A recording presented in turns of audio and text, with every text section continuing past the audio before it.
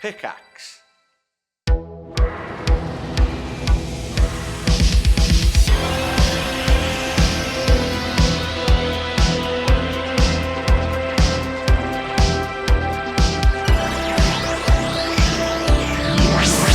Hello and welcome back to the Review of Death, a Doctor Who podcast and your fortnightly home for Doctor Who news and reviews. I'm Matthew Toffolo. I'm joined as ever by Billy Garratt-John. How you doing, Billy?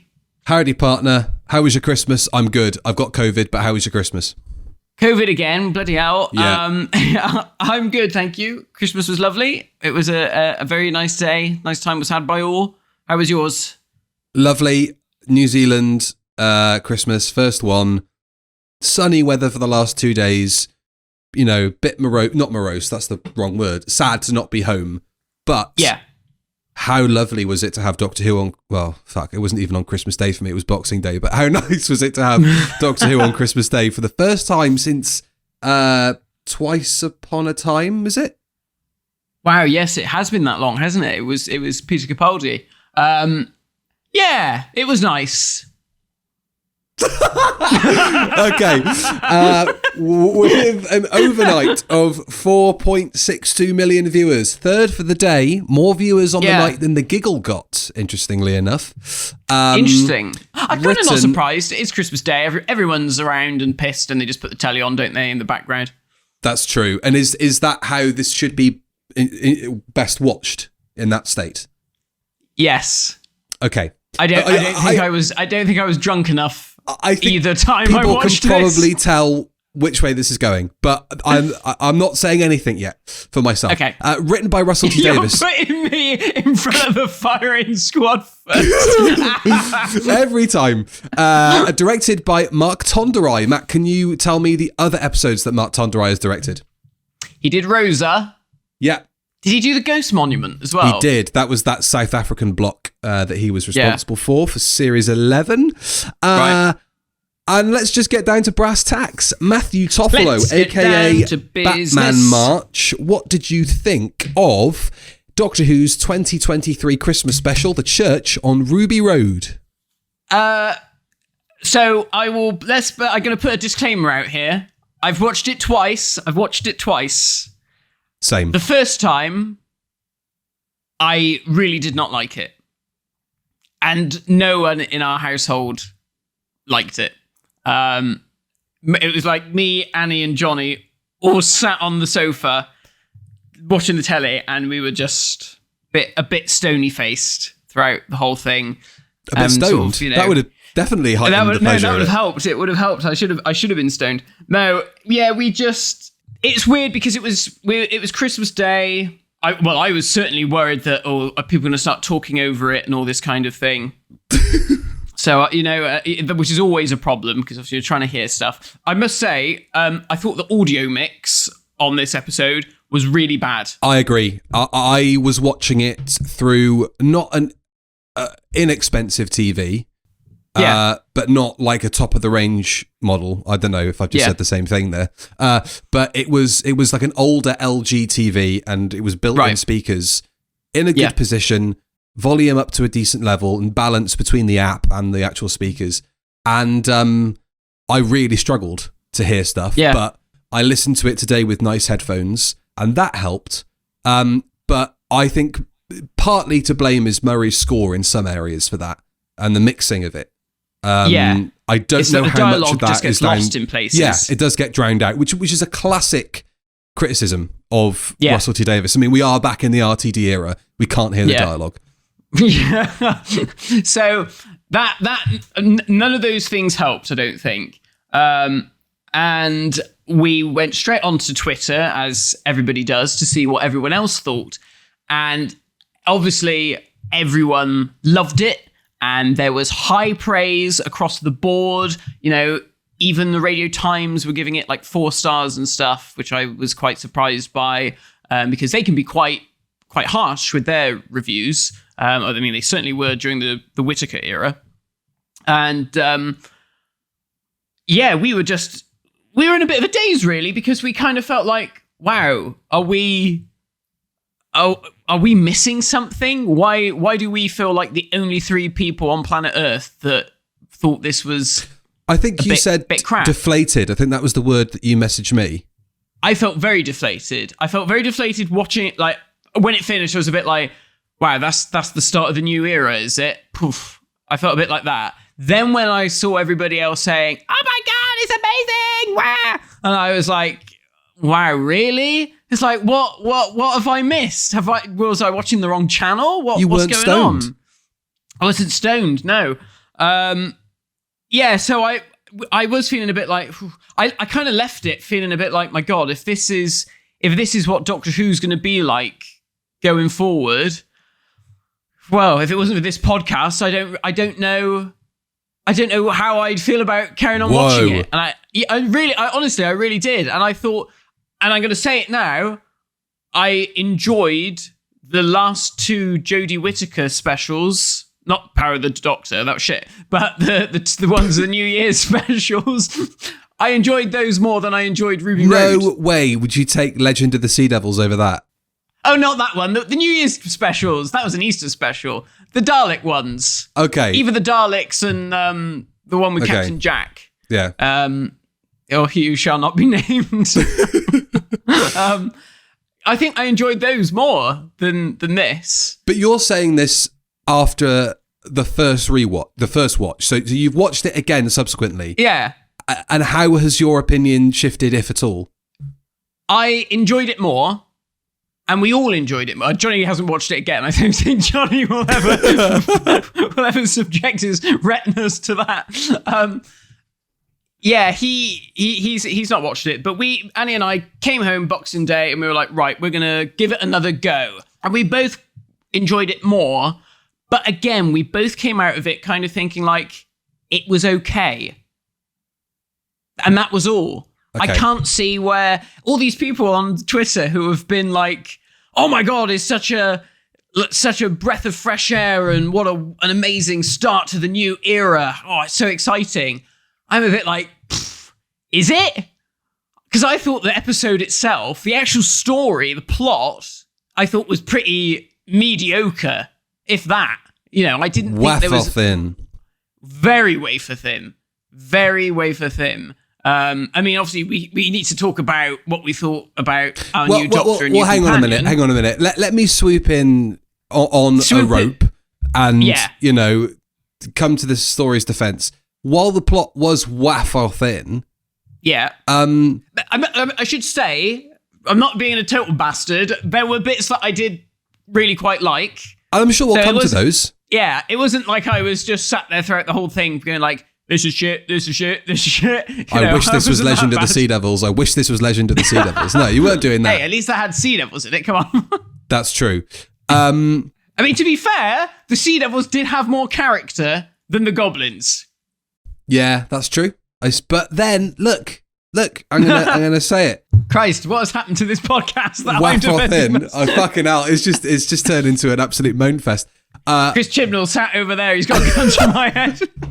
No, Chris Chibnall's going, thank you. I was right. I knew he loved me. It was a daft lads Christmas special, wasn't it? Yeah. It was the kind of thing. It was a Disney swashbuckling Disney fairy tale adventure that you stick on for the kids on Christmas. That was what it was. Yeah. And with the big musical number and the big dramatic set pieces and the action and a detestable villain, but we'll talk about Davina a bit more later, and a little sprinkling of sort of magic in there. I agree with you that it was fine, but I don't think it needed to be any more than fine for the kind of the plot and for the story's sake. Because as you were about to say, let's talk about Ncuti Gatwa as the 15th Doctor, because he is the most important part of this. Yeah. If we're talking about it as a story. And I think the thing that elevated this for me just for being fine was Ncuti Gatwa. Because I think this was the perfect introduction for Ncuti Gatwa as Doctor Who. I think this was like watching a screen test happen in real time. It was like an audition, because he was given a fucking gauntlet to run from beginning to end. He had to hit all the beats emotionally, physically. Yeah. He had all of that to do. He had to forge a relationship with his companion. He had to make this farcical fairy tale story feel like it had dramatic weight and urgency to it. And I think he did all of that. And I can forgive the story being, you know, Christmas fluff for his part in it. Okay. Because I don't think I have clicked with an actor playing the Doctor so quickly. I really like Jodie from the off. I liked her.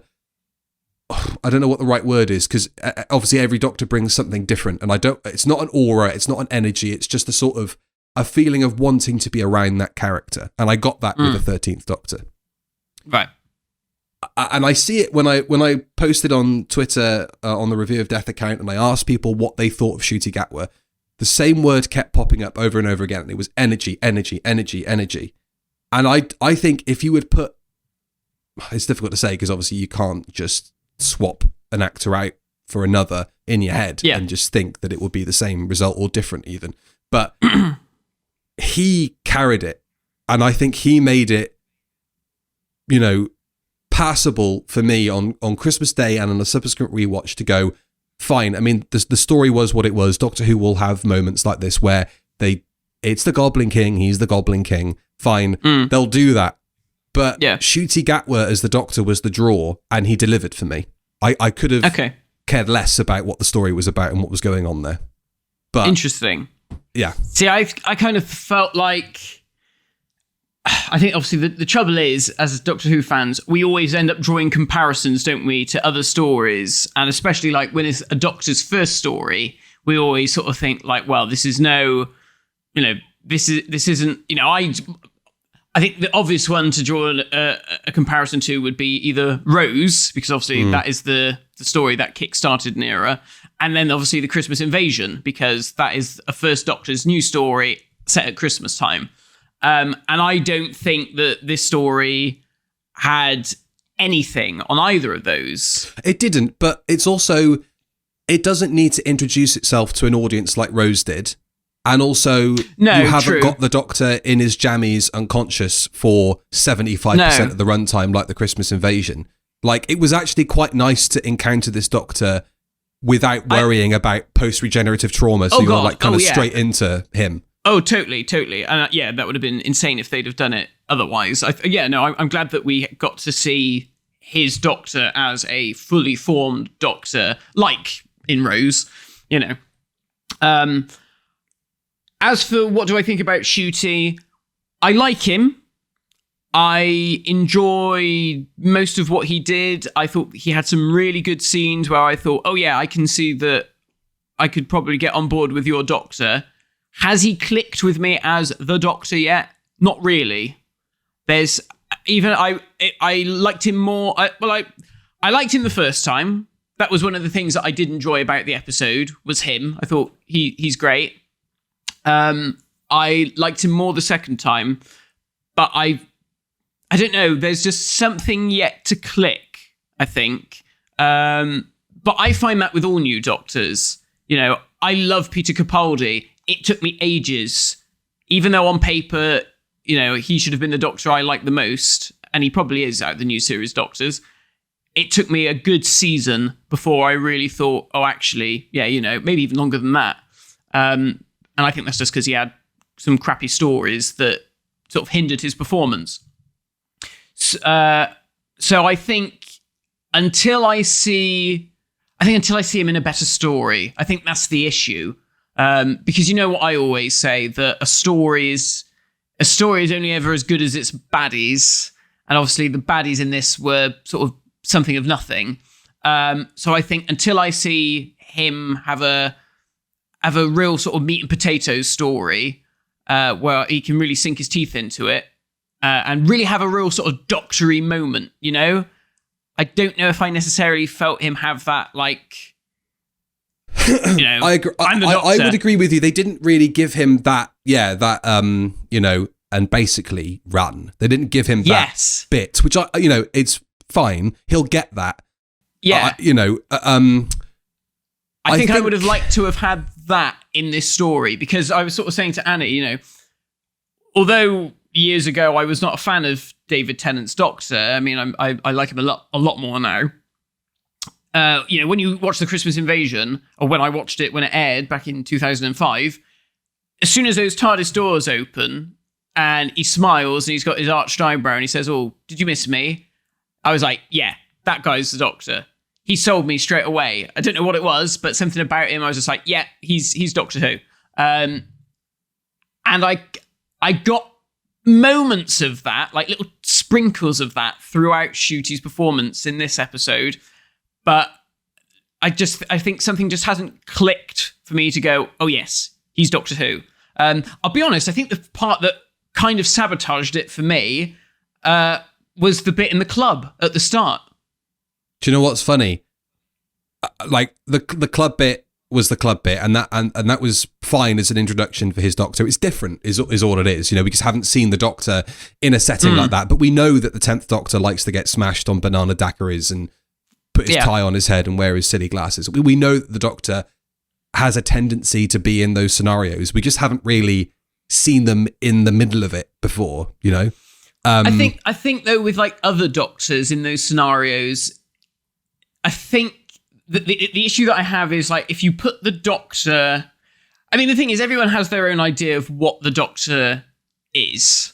And I think Russell's idea of the Doctor as a character is very different from, say, Stephen Moffat's and from Chris Chibnall's, and certainly different from what I think of when I think of the Doctor. Because I think a lot of people would say, oh, the Doctor became far more of a pacifist character once Russell took over and all this kind of thing. So he has a very different view of the Doctor than, other writers, which is fine.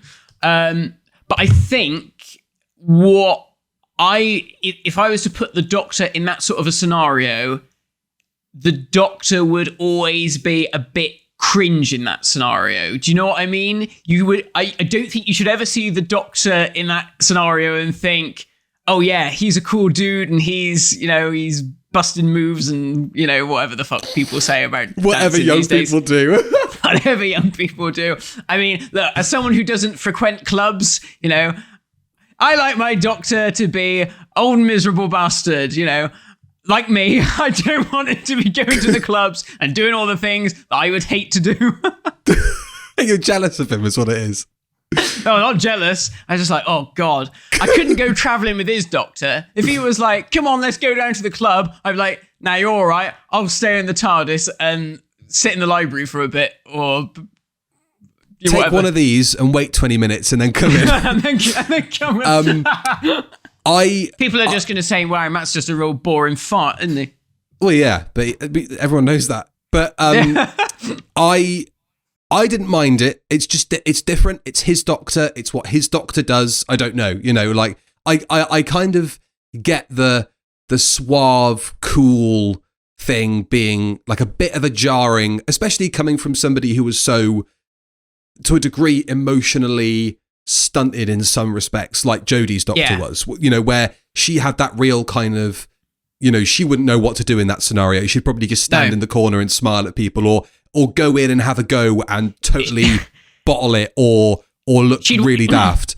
She'd walk up to someone at the club and go, please don't tell me that your family member's got cancer, because I would be the worst person to speak to about this. All right. We've moved past. How long ago was that? Jesus Christ.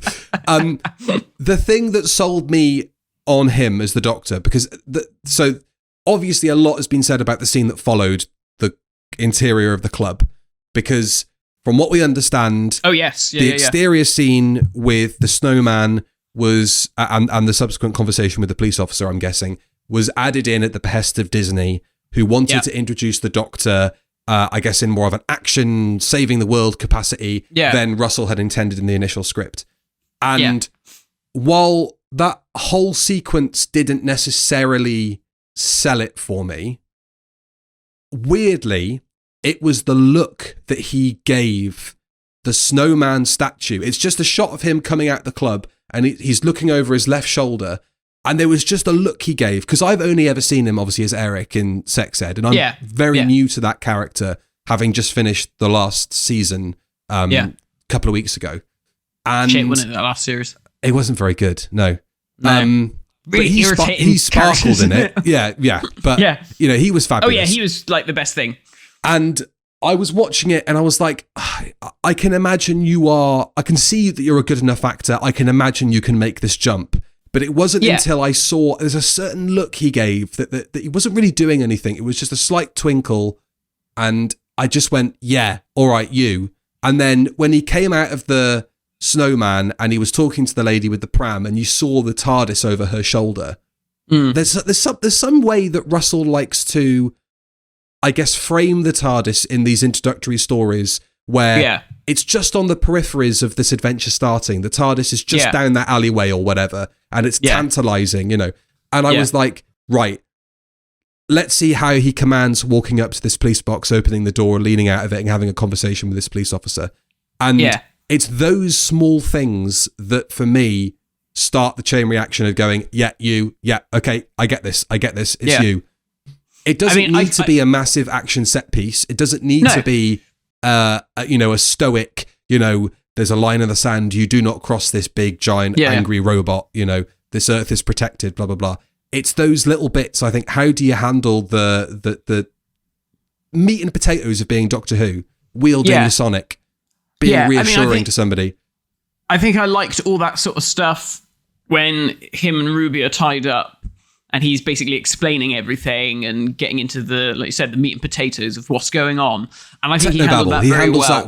All the techno babble, and all of the asides about, I love that bit when she says, oh, so they're time travelers, and he scoffs, and he's like, and I loved all that. I thought that was great. Going back to what you were saying about that scene that Disney asked to be put in, first off, I think, well done to Disney, because I think they were right. I think that scene needed to be in there. I was trying to picture what it would be like without it, and I was like, no, that's weird. It would have been, like, why would you have not? Yeah, it would have been quite empty, I think. I think for me, my issue with that scene and why I don't quite get that moment that you're talking about is because I hate that fucking costume so much. Really? I hate that leather jacket and that kilt. I think he just looks bloody stupid. I don't think he looks cool. I think he looks daft. Had he been doing it in his wearing that outfit, kilt. When he stepped outside, I forgot he was wearing it. I was obviously so aware of it in the club because he's twirling. Yes. And even so, it was just like, well, that's what he clubs in. That's what this Doctor goes clubbing in, his outfits like that. It's fine. Yeah. But it was, it just didn't, from the waist down, Ncuti Gatwa didn't register for me. Do you know what I mean? Like, I didn't see it. His knobbly knees didn't. No, his knobbly knees and his high socks didn't do anything for me. Didn't rev anything. But I just, it's, he's a clothes horse. He'll look good in anything, and I think there's an eccentricity to what he's wearing. I don't know if he looks good in that kilt. But also, give him at least the reference of going, "Hey, I'm Scottish." Yeah. Is that anyway? I think I don't know. I just Yeah, we can at least admit when he gets into his outfit. When he's in his normal suit, I love it. I love the Shaft look. It's and that great. Hat he wore when he saw Ruby, that costume in the pub, he looks great in that outfit. Don't you think? I don't know. No. I'm not sure. I'd need to see more of him because you just see that one shot. I'd love to see him with the hat on in his leather coat look. I'd be interested to see what that looked like if he had the hat and the I don't think that sort of thing is interchangeable in the same way. I'll get to a comment my mum sent me because I want to read the message my mum sent me, her review, because it was this was the first Doctor Who Christmas special that has been on since I left home. And they were all obviously very emotional about it, and mum sent me a really lovely long message about it. But I'll echo something that she said. The tailoring, the look, the sheen of him as the Doctor is his character. It's not something that we've necessarily seen before. The Doctor looking so clean cut, and looking so, you know, varnished is the wrong word, but you know what I mean. That kind of the shiny person look. He just looks immaculate. I described it to Annie as, you know, this is maybe with the exception of David Tennant, but this is the first Doctor who knows he's good looking and knows he's attractive, and, you know, compare him to like Paul McGann, who is a very handsome man, but he plays his Doctor as any of the other Doctors. You know, he doesn't have that element to him. He's like and this might be wishful thinking on my part, but I'm looking at him and I'm looking at the dynamic he has with Ruby, because we'll obviously come on to that in a sec, and talk about Millie Gibson. But I'm looking at their dynamic and I'm looking at him and I'm thinking, this is all great now, and this is the way you're setting him up to be this put together, confident, swaggering man. But what happens when shit goes wrong at some point in the future, and that persona, that guard, you know, because maybe it is a front, because clearly you get those moments of real vulnerability from him in this story. Yeah. What happens when he gets chucked around by some giant space octopus, and what happens when something really terrible happens to Ruby and this persona crumbles, you know? And that is what I saw when I was watching him perform. I was thinking of everything to come. The setup of him in this story is one thing, and this story is one thing, but I saw his potential going forward, and that was what I was thinking of, and how exciting he was as a presence, and how I'm looking forward to seeing him in other things. And I thought he was great in this. Yeah. But, yeah. Okay. I mean, other standout moments, like you were sort of saying, you know, he shows a lot of emotional depth in this story. And I think he probably is, to some extent, the most emotionally switched on Doctor, because of his reaction to the loss of the children. I think that was part of my issue with him, going back to the club as well. I think at times he feels a bit too human. Do you know what I mean? That is, I think, what I'm not quite getting the alien yet, and I'm not quite getting the age. And I think, you know, compare him to other young Doctors or young actors like Davison and Matt Smith. Immediately with those guys, I thought, oh yeah, you are an old man trapped in a young man's body. And I don't think I've quite got that angle from him yet. Okay. So I think that is literally the thing that just is the barrier that is just setting me apart from going, oh yeah, you're excellent. But like I said, I really liked him in that scene when they were tied up. I thought he was great in that whole sequence where Ruby disappears and then, you know, he's figuring it out. I thought he was excellent there. You know, there's that moment where he goes, oh, they went back and they took the other baby. And, you know, that sort of like darkness falls upon him and his voice goes very deep and husky. And it's like, oh, that's really cool. That feels like the old Time Lord. You know, I was like, I want to see more of that. I want to see that element come out a bit more. And I think really what I wish they'd have done throughout this whole story is I wish he'd have never called himself the Doctor until the very end. It does feel like that trick got pulled a couple of times, and it was like, you could only really do that once. Yeah. And would you have preferred it just being when Ruby goes into the TARDIS and he has that last line? Because he delivers that, I'm the Doctor, with such gusto, and it feels like such a, like an air punch moment. I would have loved it if he just didn't introduce himself for the whole thing. Yeah. If they'd have found a way around it, I think that would have been such a nice moment to. And I was almost thinking, maybe you don't even put the title sequence at the start. Maybe you have him say, I'm the Doctor, and then you have the titles. The titles lead into the credits, you know, and then you have the Mrs. Flood bit. Almost like this whole hour that you've just watched, that is the pre-title sequence to this brand new era. It's very Casino Royale of you. Oh, yes. I hadn't thought of that. I like it. Little teaser there for what's coming in the new year on the Review of Death Patreon. Although it'll be a while before we get round to movies as good as Casino Royale. I agree with you. That scene with Michelle Greenidge when she has Lulabelle with her, and Carla, you can see is that her mum's name? Yes, Carla. Ruby's yeah, mum, Carla. Yeah, and you see the impact that Ruby has had in her life. That she, brought this brightness to her, and calling the kid a brat.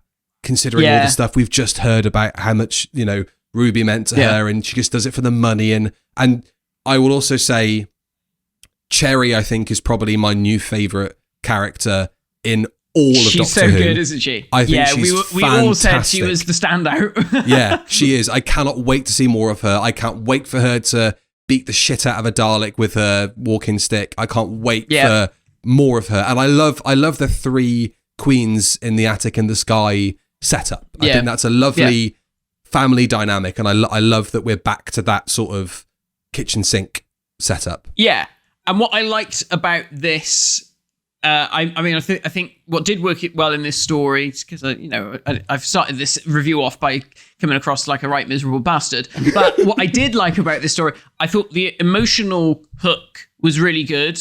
I loved that. I loved the family dynamic. I love that Russell has gone back to his roots, like you said, of kitchen sink drama. Family is at the center of this show, but it's a very modern family by having, a family made up of adoptees and different races and all this sort of stuff. I think that's great. I really appreciated that, and I thought that was a very clever thing to do. I also really like the fact that they've tied it in to the Timeless Children, and I like that they have added this emotional depth to that revelation that I don't think was really there under Chibnall. I think Chibnall sort of focused more on I need to get my memories back, and I need to find out who I was when I was working for Division and all that sort of stuff. Yeah, exactly. Rather than, what does this really mean to me as a person? Because obviously we know the Doctor has got memories of his father and all this kind of stuff, which obviously is no longer their biological father. The Doctor's history is a tapestry of this, that, and the other that, doesn't really... How does it all sort of fit together? But even before you get to the Timeless Children? After years of Stephen Moffat banging the Doctor Who thing over the head to the point where it's basically delivered down the camera at every possible juncture. Yeah. Yeah. And threatening to reveal the name of the Doctor and kind of stripping all of the pageantry and the mystery out by revealing it was Clara that gave him the idea to go off in the TARDIS and all that sort of stuff. All that stuff, yeah. Whispering to him under the bed and all that sort of shit. Yeah. To actually now have something that has, as you say, emotional resonance, but is a complete mystery as to where the Doctor came from. Yeah. And I don't want that touched or elevated in terms of revelations and story reveals any more than it is now for another 25 years. I want that left as it is, because that's the mystery of the Doctor now. We know everything else, basically. Yeah, and I don't think we ever will. I don't think Russell will ever be interested in finding out, where the Doctor originally came from and who his biological parents are. No more than we know who his adoptive parents are. No more than we know any of that stuff. I'm sure some smart Alec Git is going to come in here and say, actually, if you read the VNA novel or the EDA novel, you'll find out that his dad is actually Bob the bloody plumber from... Yeah. But that doesn't count. So I liked that. I thought that was good. I appreciated that they've connected that. And I like how that is going to be the connection between the Doctor and the companion in this respect. Should we talk about Ruby then? So, let's talk about Millie Gibson. Let's talk about Ruby, because we haven't mentioned her yet. What did you think? Other than being eye candy for you, because I know... I've never said anything about how much I fancy Millie Gibson. That's ridiculous. I think she's great. I really like her just positivity. shut up. Don't worry. Good. Compared to like Amy Pond, where the character is feisty redhead, and she's being bolshy and slapping people and being like all the time. To have a companion that doesn't need stuff explained to her ad nauseum, and she's just like the fact she just buys it. I love the fact that she's just like goblins, all right, and there's no explanation needed, and the fact she kind of gets up on that roof and you're like, okay, right, so she's got the right kind of, get up and go, I've got to do this. She's not thinking twice about saving this baby, and she gets up on the roof, and then there's goblins, and she's like, fucking hell, what did I take in that club in by that bloke with the weird fucking wallet. And then in the kilt, and she just starts climbing the ladder. And think of that what you will in terms of, okay, would she really be doing that? But it's fucking Christmas Day, and it's Doctor Who, and Disney Plus have put a lot of money into it. And fucking so what? If it as long as we get to the Goblin King shit quicker and get that fucking shit over with, then that's fine. Because that's the thing that I didn't like about this story. We'll get to that in a bit. I'm with you all the way when she's climbing up the ladder, going after the baby. Fine. When she says to the goblin, "Did you just hiss at me? Don't hiss at me." I was like, "Nah." You'd be like, "What the fuck are you, mate? I'm gonna take my boot off and twat you over the head with it so I can get my baby back." It's that Greg Davis thing of, if I saw E.T. in my shed, I would stove his fucking head in with a spade. You know? That's the element I want to see. But I think actually reactions in this episode, I don't know if it was a directorial issue, but I think people react to things very casually in this episode. Like, she reacts to the goblins quite like, it's a goblin. Obviously, I see him all the time.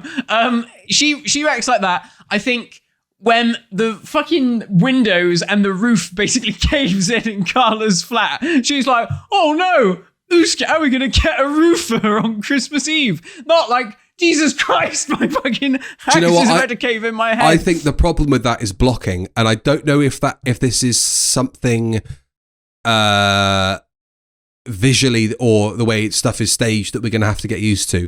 But there was a lot of Steadicam stuff in this, and I don't think that gives actors an opportunity to block themselves in the most dramatic way, because when they turn to camera, although that movement has obviously been meticulously worked out, it's always going to be slightly different, and the camera operator is always going to be slightly ahead or slightly behind. And there were a couple of moments I noticed when Ruby gets off the bus, someone bashes in. Yeah, well, we all cheered. There's a good amount of Bristol in this story.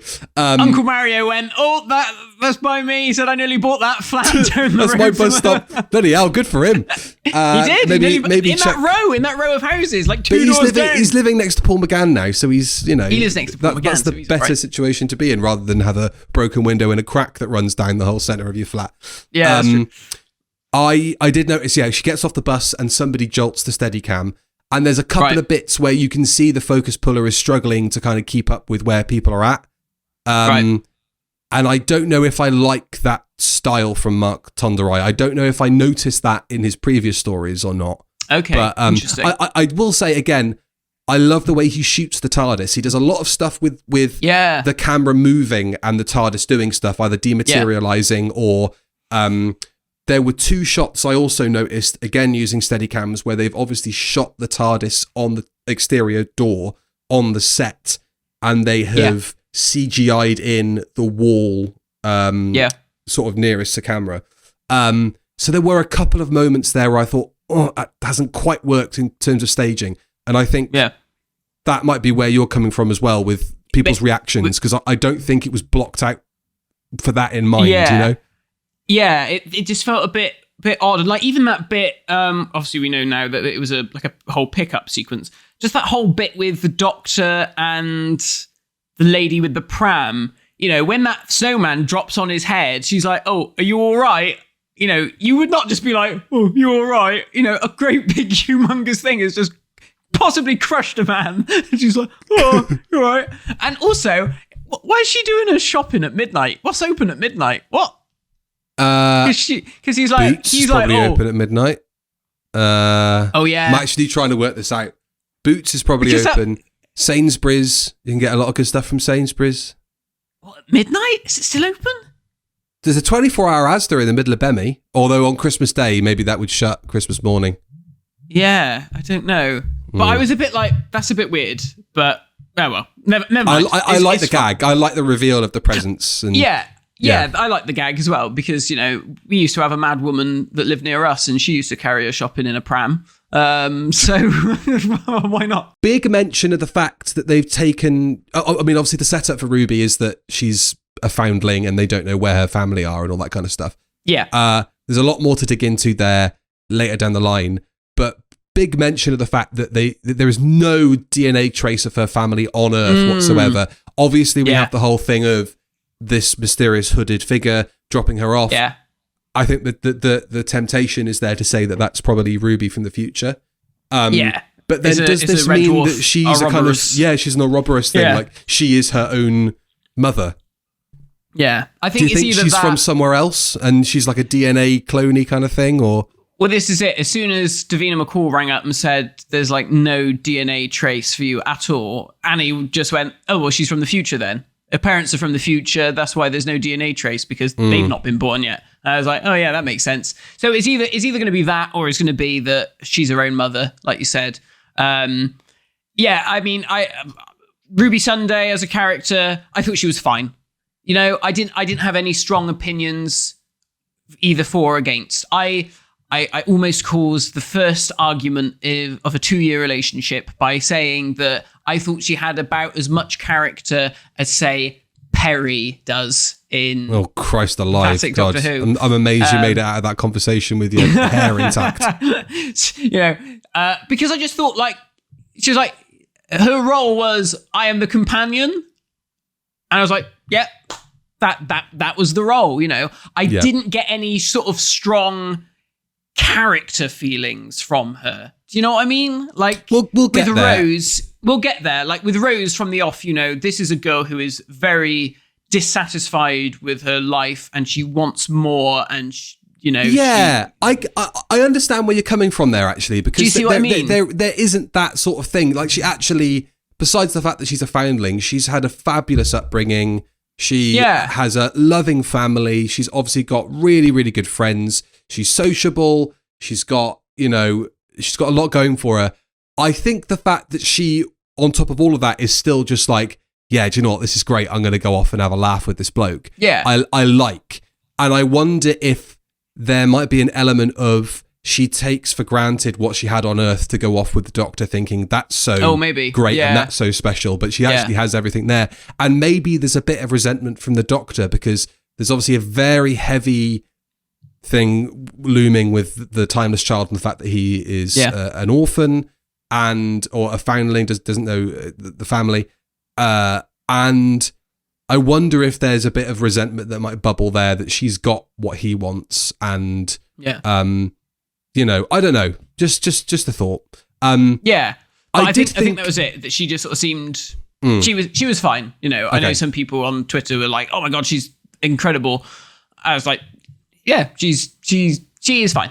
So I did think it was a little bit frustrating. We didn't get any more beyond a hooded figure to further that who left Ruby at the church thing, because. Yeah. Let's add this to the list I'm about to go through of things that have been set up in the past month plus that still need to get paid off, right? Okay. So the number of threads need to be tied or explored over the next year plus are who the Meeps boss is, who left Ruby at the church on Ruby Road, what the Toymakers Legions are, Mavity, which of course gets a mention in this story. I think that the Goblins are going to be revealed later on, probably in just like a line of being like, oh, this was like the start of the Toymakers Legions, because is that fantasy element, and we know that they sort of come from another dimension. They don't really exist in our world. You know, the Doctor sort of says about how they invade from the edges. You know, they don't come in to really have a physical manifestation. I don't know, just because of the whole thing about the Toymaker coming into our reality was because of the Doctor putting the salt down at the edge of the universe. I wonder if that is going to be, this is more the fantastical elements of Doctor Who. Okay. Perhaps, I don't know. Interesting. Just interesting thought. So yeah, like I said, Mavity, the Master's Gold Tooth, Bioregeneration, that's obviously going to be something that goes on for a little while. The Lasting Trauma of the Timeless Child and the Flux, Mrs. Flood, why the TARDIS is still skirting the edges of the vortex in the title sequence, which is exactly the same from the 60th anniversary, and probably half a dozen other sly references and things we haven't even noticed yet. For example, somebody pointed out that Susan Twist is an actor who has been playing some interesting parts through the 60th and into here. So she played Isaac Newton's housemaid or whatever in Wild Blue Yonder, and also played the woman in the crowd who encourages Ruby to give it some or whatever she during says, the play Christmas Gaudete. concert. Yes, which is a 16th century Christmas carol. So, Rani, question mark? Who knows? But interesting, isn't it? Very interesting. Let's talk about Mrs. Flood as well very quickly. She was Newton's mate. I didn't even clock that it was the same woman until I started seeing screenshots on Twitter. Let's talk a little bit about Mrs. Flood, because obviously Anita that Dobson. Whole fourth wall break, married to Brian May. Unbelievable, the Badger King himself. He's got one on his head. It does, and he saves them. So, what do we think of that fourth wall break? What is going on there? What's your crazy speculative thoughts? I mean, I know people are going, she's the Rani, she's the monk. She is the Rani. She's the Doctor. Everybody's the Rani. It's the obvious. The answer is obvious. The answer is obvious. She's Paul McGann in disguise, who has just come round the corner from his own house in Clifton and has just sat on the street and said, look, I'll just dress up like an old lady and I'll sit on my deck chair and that'll be that. I can be in Doctor Who again, please. I'm begging you. Why? You gave David Tennant another go. Let me have another shot at it. Why didn't I see it coming? And he hasn't done McGann for a little while, actually, so I'll give you that. That's all right. Yes. Bristol, Paul McGann. Lots of Bristol on show, as you mentioned. Fredericks Place and Park Place in Clifton, doubling for Notting Hill. And King's Weston, just up the road from my mum and dad.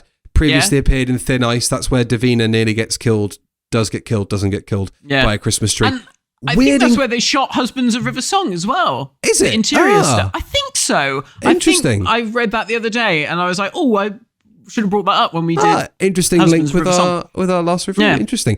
Davina was a bit of an odd inclusion. I mean, I know that she has her Long Lost Families TV show, but does anyone who is actually the target audience of this TV show now in the UK, let alone the international territories Doctor Who is now beaming into, know who Davina Mcall is? Probably not. No. Probably not. Weird choice. They should have let her die. I agree. Loved it. When that star came and impaled her in the head, we were like, oh, that's brilliant. That's great. What dark humour. And then when he went back and saved Merry Christmas, Davina Mcall, we were like, ah. Because then at that point, you're like, and so we'll talk about the Goblins in a sec as a villain. Then you make them kind of fearsome, because they've killed someone in quite a brutal way. But because it's Davina Mcall and you can't kill Davina Mcall off, you can't kill her off, then, it kind of diminishes them a little bit. Yeah, this isn't our universe. This is the Whoniverse. So maybe Davina Mcall just dies in the Whoniverse. She's killed by a Christmas tree. I'm sure Russell will say, but her voice still exists in the year, whatever it is, for Satellite 5 when they play Big Brother. But it's all AI then, Russell. AI. They just put through every episode of Big Brother that she ever recorded and they just simulated her voice like they did with Mark Hamill in Star Wars. Or she has lived to that year and she looks like Cassandra. Yes, she is Cassandra. She is Cassandra. Oh, I like it. The Goblins, I thought they were a good villain for a Christmas special. There is something Christmassy and fairy tale about it, Yeah. I also loved the idea that the Doctor suggests that they are responsible for all the accidents and the bad luck that people have in their day-to-day lives. Yeah. And that whole thing that the Doctor does, that speech of, your average day, you go about your day, nothing interesting happens, it's just kind of a normal day. But when you have a succession of bad luck and accidents, it weaves you into the fabric of that day, and you become ripe for this kind of thing. I thought that is a brilliant little bit of writing. I loved that whole idea. I liked all that, and I liked the idea that, they don't have technology, it's the ropes and the pulley systems do everything. I thought that was very clever. And I like that whole thing about all the language of coincidence and good luck and bad luck and stuff. I thought that was it wasn't tangible, because ultimately what they want is to eat babies, right? Or eat anything, but specifically babies. A baby. Hey, a baby in my belly. That's ultimately what they want, and that's that. But I thought the thing that was creepiest about them is that they don't differentiate between something as mischievous as I'm going to move your coffee cup and caving your fucking head in. They think that is the same level of mischievous kind of behavior. I like that. So this is the thing. When it started, I mean, I loved the beginning. I should say this. I was really enjoying the beginning. There's a weird pacing issue with this story, which we'll come on to in a bit. But I loved all that at the start. Like you said, when you see the little mischievous glimpses of these characters, and then when Davina Mcall gets killed, and you think, oh shit, they can be really bad. I was like, oh, this is going to be like Gremlins. I was like, we're going to have like a real Gremlins sort of scenario here, where it's going to be chaos later on, which obviously didn't happen. So I was sort of disappointed that more of that didn't come up. And then of course we have the Goblin King. He's the Goblin King. I was kind of disappointed because that he was sort of nothing, wasn't he, really? He was just a thing. Or as I've put here, the Goblin King never said a word. He just sat there like a great blue turd. And the Doctor started singing, and my alarm bell started ringing. Oh, beautiful. Oh, I'm so happy that happened. Oh, thank you, Matt. That was great. Initially, I was like, shall I just try and do the whole review in sing-song? That would have been impressive. If you kept that up the whole time, I would have given you my Patreon share for the month. That would have been impressive. Thank you. I came around on the Goblin song. I was like, I liked it to begin with. I know you did, but I was like, look, it's fine. Until the Doctor and Ruby's verse. And then I was like, right, so we've done the joke. We've done the joke. Yeah. This is somebody doing the joke again, but delivering it less well. And I'm not saying that as kind of, Ruby was obviously doing the dumb diddly do thing to try and fill the syllables. But I don't know, like, if you'd set up earlier that goblins need to be placated by singing, yes, great. But, and I guess you've just set up that it's part of their culture, but I don't know how they're not fucking piling on them and ripping them to shreds in that moment. Yeah. They're all just while they all just sit around. This is exactly what I said. I didn't mind the song, but fair play to Ncuti Gatwa. He's got a good voice. Oh, great. He could do anything, that man.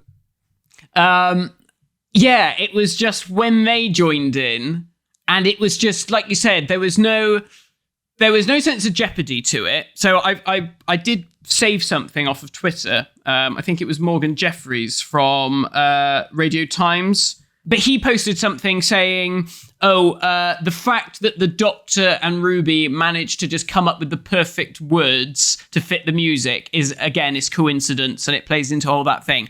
Which, okay, fine. I could buy that if at least they acted like they were coming up with the words on the spot. Ruby did. Doctor, I think Millie did. And but I don't think she did it enough, because I mean, like the whatever she says, I'd like to diddly deet you. I was like, oh, okay, it's in the script that she's making it up on the spot. But I didn't feel like she was there like, you know, she just... There was a little bit of that. There was a bit of that. Nah, because she's there in the background and she's bloody clicking her fingers going like this. I was like, fuck off. You shouldn't be bloody dancing around like it's a Broadway number. Come on. This is What Jeopardy. was she doing when the doctor first clocked eyes on her, apart from being a baby? What was the bit after that? She's getting off a bus. She was in a band. Yeah, but even if you're in a band, you're surrounded by bloody monsters. I don't think you're going to go, oh, well, let's just start dancing to the tune. Fuck, this is good shit. Somebody write this down. Yeah, it's copyrighted. Okay. Do you think we'll get sued if I steal this tune? It's not going to get picked up from by dimensions are AI bots, is it? Let's be honest. Your rendition there is not going to get picked up by the system. Is that Ncuti Gatwa singing? Whatever. It was fine. That whole sequence for me was, you know, we've talked about it before. Those moments where people who don't watch Doctor Who regularly walk into a room and something's happening. And you're just like, no, look away. Anything but this moment in time, looking at the TV screen, do anything other than this. And I was sat there watching it for the first time with Stella's mother and her grandmother. Yeah. And silence. Oh, and it was like, you could hear a pin drop. And I was sat there and actually what you could hear was all of my muscles tensing in that moment going, it isn't usually like this. It isn't usually like this. But fuck it. It's for 6, 7 and 8-year-olds. And we always need to come back to that. And I bet that they had a fucking great time watching that scene. I don't know. I don't know any 6, 7 or 8-year-olds who watch this program. You wanted to talk about pacing. Then they escaped back to her flat, and the goblins vanished like that. It just felt like they'd been forgot, which I did not like a lot. Yeah, there we go. I take diddly diddly do over that last bit. Fucking hell. Yeah, they go. They just disappear from the story. So we timed this. This was my issue when we first watched it. We were like, we get back to the flat halfway. It's literally halfway through. It's 30 minutes in. They return to the flat and they're forgotten. And the story just seems to sort of grind to a halt. We timed it. I think, I can't find it in my bloody copious amount of notes, but I think you're there for about 20 minutes in that flat. Whilst they go through all the rigmarole of, you know, oh, the baby, check the kitchen, or here's Carla's mum coming in and all this sort of stuff. And I feel like it really stopped the story. And I was like, you know, there should be something here. There needs to be either a cutaway to something or something needs to happen. And funnily enough, on the commentary, not that I've watched it, but Jamie, is it not a madman, but not a box? Is a madman not a box on Twitter? I hate Twitter. Jamie, you hate Twitter. Well, he very kindly posted like the Cliff's notes of the commentary onto Twitter. And in it, Russell says that there was supposed to be a whole sequence in between there where the goblins came back and attacked the flat and the Goblin King comes stampeding up the hallway, which would have been amazing, but they cut it because it was too expensive. So I was like, I'm gutted. Okay. I'll say two things. When was that cut? Yeah. Well, he said there was a previs done. He said there's a previs CGI sequence of it. He said, which is really good, that will probably be released at some point on DVD or Blu-ray, whatever. Okay. So, you know, it must have been in there for a little while, I guess, before they started properly shooting, maybe. I don't really know when the previs CGI stuff happens, but it probably is. But just the Goblin King, he's the Goblin King, is like, he's Jabba. Like, how do you get Jabba rampaging down a hallway? Well, I don't know. I don't know about that. But I still think there should have been something. I think there could have been an attack by the goblins. I think that should have happened. I agree, because you're right. They do completely disappear. But I think at that point, you obviously have the fantastical Christmas element of there being goblins in the story, and I like your allusion to Gremlins because it is very much like Gremlins in that way. But I then think you shift to the Christmassy, gooey center of it in that scene. Yeah. That whole bit with the Doctor and Carla, and when she talks about being on her own over Christmas, even though she's got her mum there and all that sort of stuff. And I think that it, even though it does feel like somebody slammed the brakes on, and maybe it could have been managed better, I think you've still got enough there to kind of mitigate the goblins missing from the story, because then you're looking at the effect they've had in that moment, if you get what I mean. Right. You know? Yeah. It doesn't feel too much of a sea change for me. Okay, interesting. I just sort of felt like it was just like, oh, well, they've been forgotten until, of course, the very end. And I think it was just a shame that, the Goblin King didn't have any agency. He was just a bit of a set, really. And I think that was a shame, because obviously a lot of people immediately, when they see singing goblins, a Goblin King that wants to eat babies, it's Labyrinth, and the Goblin King in this certainly wasn't David Bowie. The only thing he had in any relation to David Bowie in that film is that they both had big bulges. Has that been written down on your phone since you... No, it hasn't. I came up with that just now. Well done. Very good. Cock. I was going to say something then, and now I'm just thinking of... That was what I was just talking about. Yeah, I know, exactly. We were talking about Paul McGann earlier. He kind of had a little bit of a callback, didn't he? In that new sequence that Disney got them to put in. That bit with the policeman, where he was like, oh... Yeah, Annie and I were like, oh, that's like Paul McGann. And I think with that bit, they shouldn't... I think that would have worked so much better if he didn't go into the bloody explanation as to why he knew.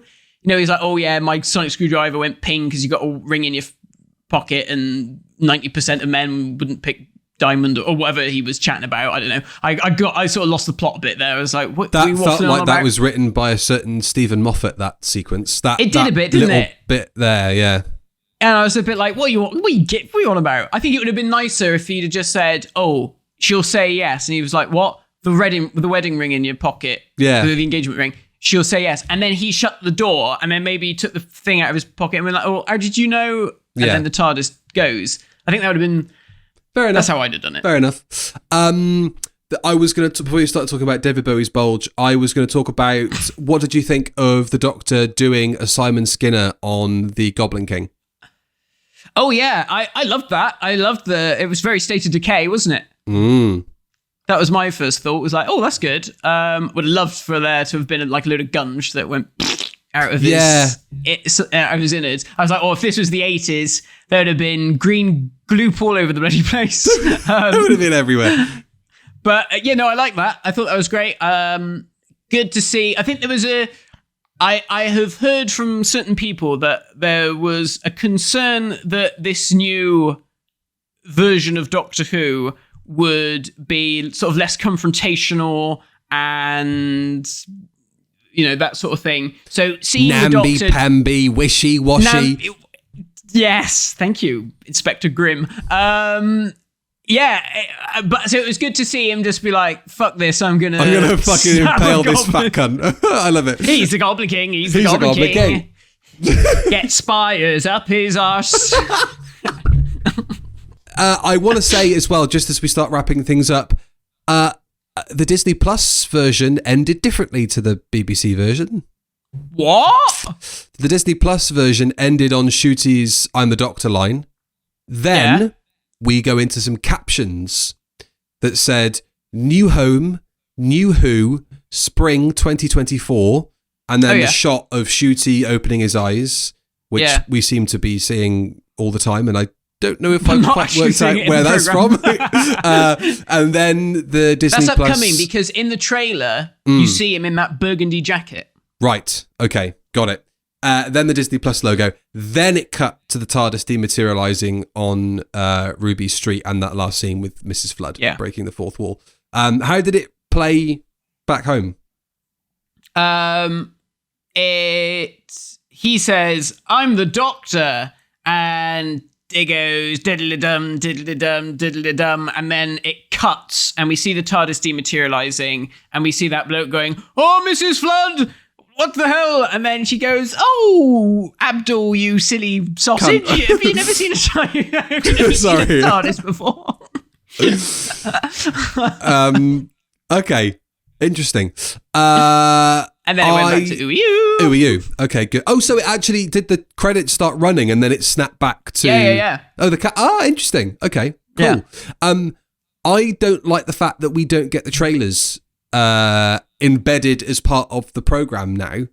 Yeah, and the fact we have to wait for the credits to finish and then go into the trailer on BBC One, because I know that's being done because of Disney Plus, but it's really annoying when you finish it and then I'm like, right, now I have to cast YouTube onto the telly so I can go and watch it on the official Doctor Who YouTube channel. That's a bit of a pain in the ass. I can imagine you on Boxing Day watching this with Stella and her family. The credits finish and her mum and her grandmother are like, "Thank fuck that's over, we're off." And you're like, wait. There's a trailer, don't go anywhere. Hold your horses, sit back down. They see it and they go, "Oh, that actually looked quite good. What was that we just watched?" I will say they all liked it. Okay. And that's a hard thing to come by. They liked it. I mean, Stell's Omar didn't really say anything. I think she just wandered off and made herself some tea. But Stell's mum said she liked the energy. She liked the kind of progressive kind of elements of it, I guess, with the whole adoption element. Right, yeah. And that, because she'd watched a fair bit of Jodie from the point that Stella and I had started dating. I guess she was like, right, I guess I better kind of invest some time in this if that's his thing. And she's watched Doctor Who because of it, and she resents you because of that. Cheers. Well, that's where it started. Thanks, Andrea. So she's watched it, and she prefers Ncuti to Jodie by quite a fair distance. So interesting. That we've got that. He's a nice looking man. I can understand why. He's a beautiful bloke. I can see why she likes him. So just before we turn to what the lovely people at home thought of the story. Mum and my uncle, they fell asleep, so that was fine. They had a lot going on. Mum was not looking forward to it whatsoever, and we were like, "It's all right, Mum, you can go to sleep now." We turned the lights off, and she was like, "Oh, brilliant!" And that was it. She was gone. So Mum's review before we turn to Twitter. I really, really liked Doctor Who. Imagining a little Billy watching it for the first time, having those two as their doctor and companion, just mint. There was enough for fans that know a bit more about the history and those super show experts like yourself who've been given loads of clues, questions, theories, answers for upcoming episodes. It was ace. Any of the haters can go and shove it up their asses. Ncuti is golden. The beautiful way he moves, his acting, his face, the way, well, it's something else. I do hope it doesn't go to poo.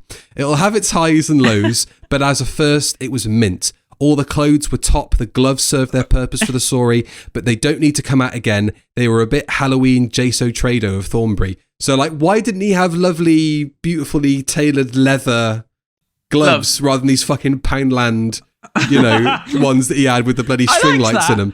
I liked that. I felt very doctory, that it was just like, it was just cobbled together from a bit of old shit. What would have been funnier is if the gloves didn't match.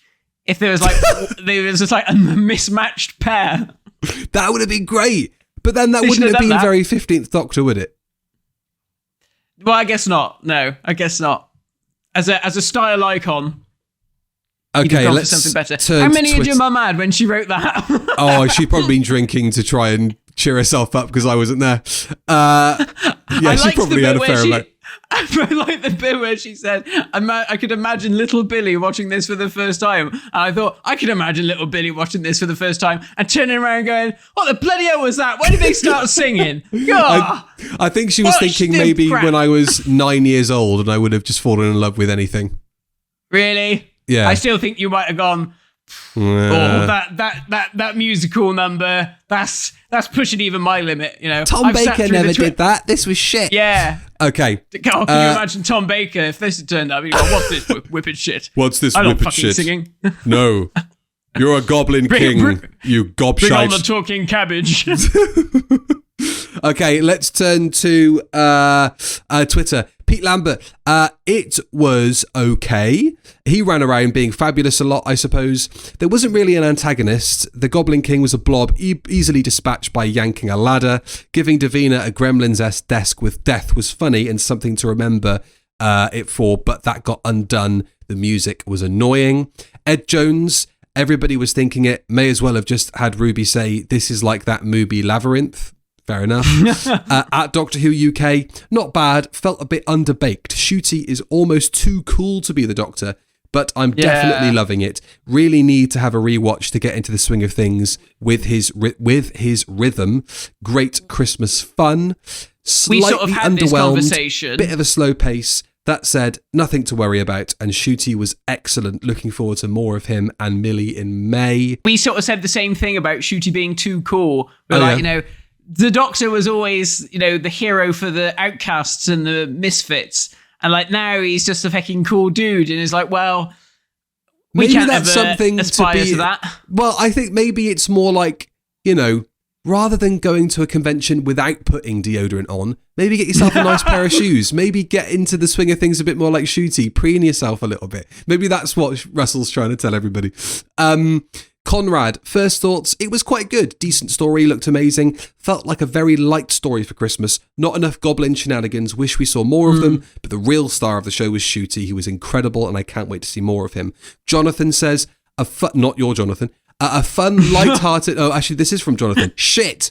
Jonathan Reed, a fun, light-hearted adventure for Christmas. Yes, the storyline maybe seems a little thin, but the energy Ncuti brings to the Doctor and Millie to Ruby makes the whole adventure beautiful and fun. Love the Goblin King, and also when the Doctor and Ruby burst into song.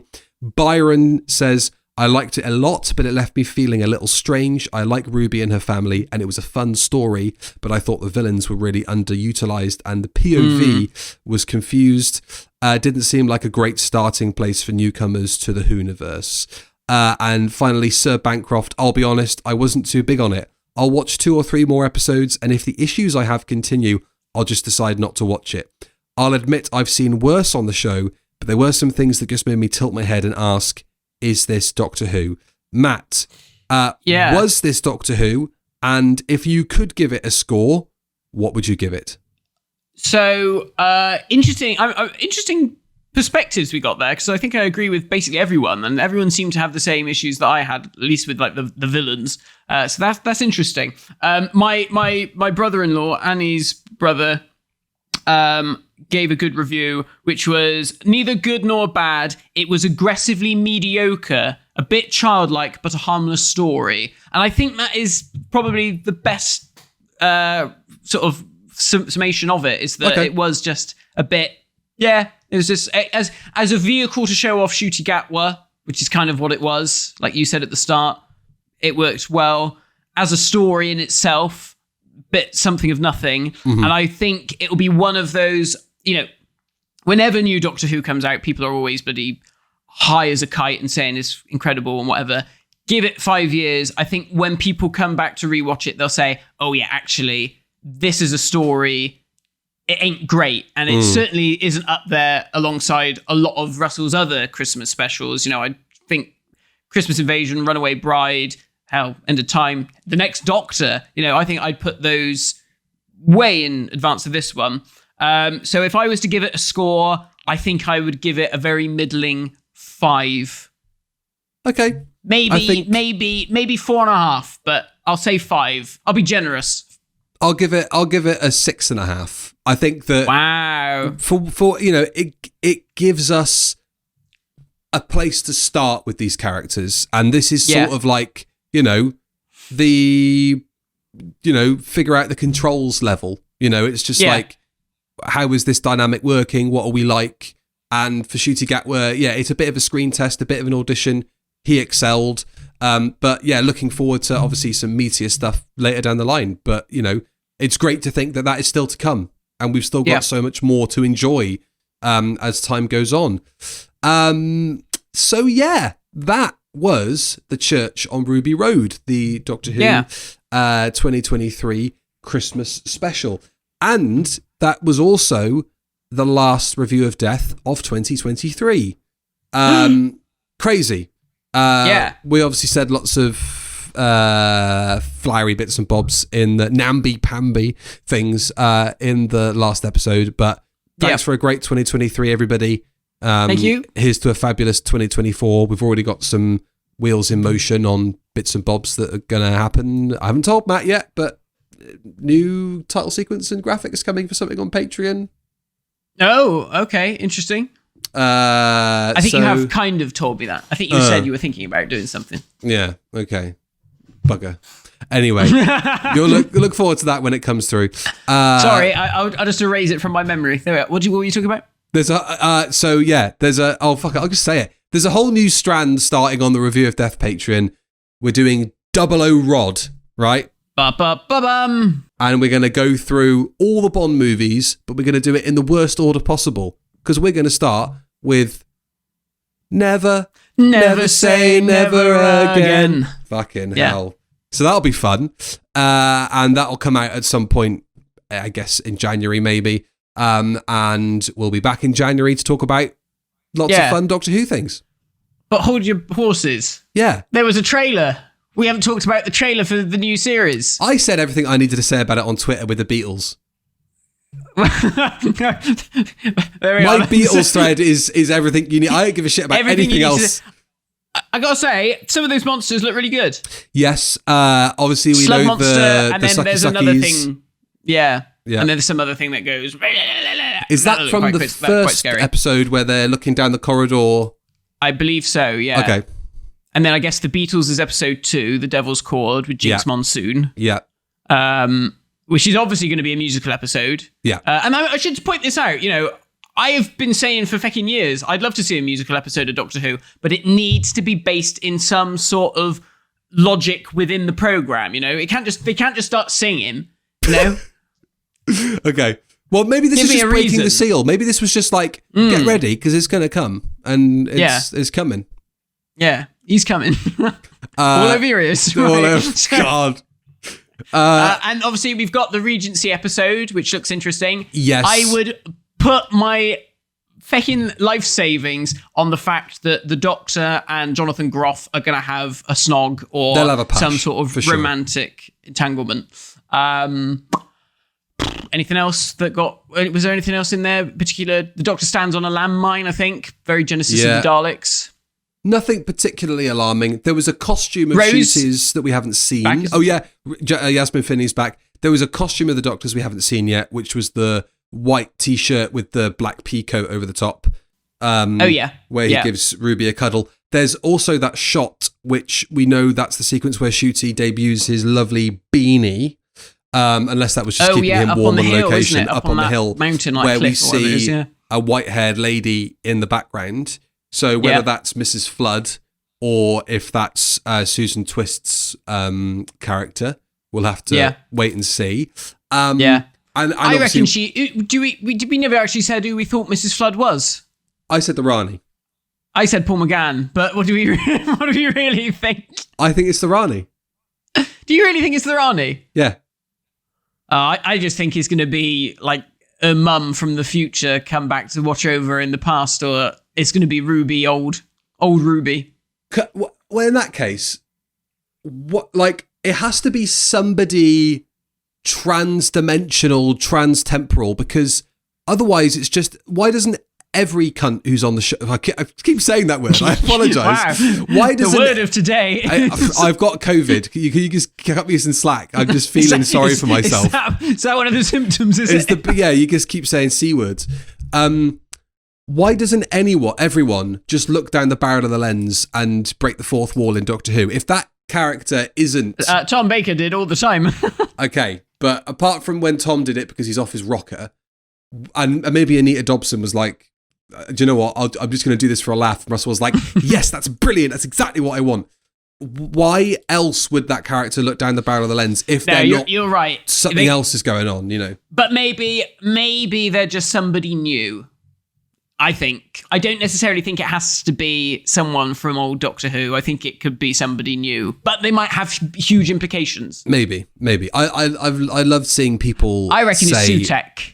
because she was sat down and he spends most of his time sat down. True. So there we go. If only we'd had a stagehand poking her ass from behind, and then we would have known whether or not that was the case.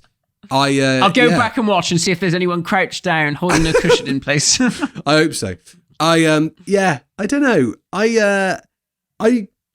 It's speculation at the end of the day. No one's right, no one's wrong. So for anyone on Twitter saying, can we just say that it's a new character? Why does it have to always be the Rani? Why does it always have to be Omega that people are bringing up? If people are doing that, it's fine. Don't get pissy about it. I think it's the Rani. I think every character is the Rani. I think Jinx Monsoon is the Rani. I think the Sucky Sucky monster is the Rani. I think that chubby Paul McCartney is fucking is the Sucky Sucky monster and the Rani in one go. I mean, I think unless it's a particularly bad angle, that shot that we see in the trailer, fuck me, whoever cast those guys as the Beatles needs a sack. What? Because I'm right here. I can do all four of them. Come on, just get a green screen out. I'll save it till the episode actually comes out to do all four of them. But you got that teaser coming.